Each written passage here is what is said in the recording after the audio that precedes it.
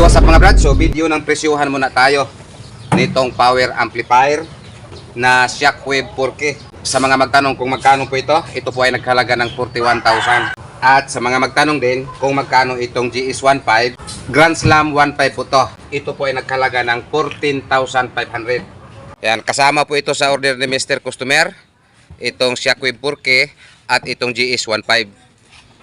At pinagawaan po niya ng amplis para ang safety po.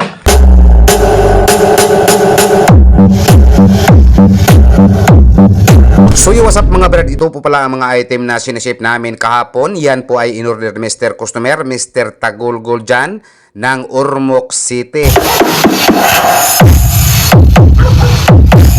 Shout out Mr. Jan Tagulgol ng Ormoc City. Inventaryo po muna tayo. Ito po ang dalawang MCB-18, ito po ang dalawang mid-high bullet, yung apat loaded na po lahat. At ito po ang Shockwave 4K, at ayan po ang GS15. At ayan po ang extra na nameplate, dalawang piraso po yan, at meron na pong laman na mga screw sa loob.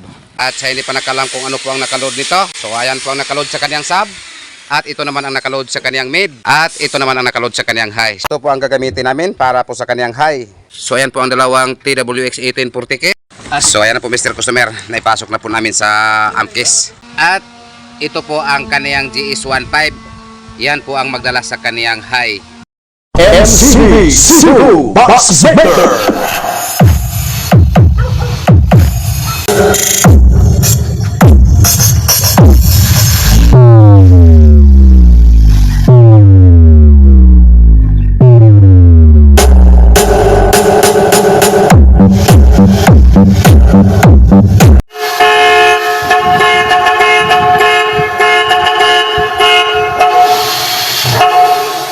DJ Phil Fuentes Rex.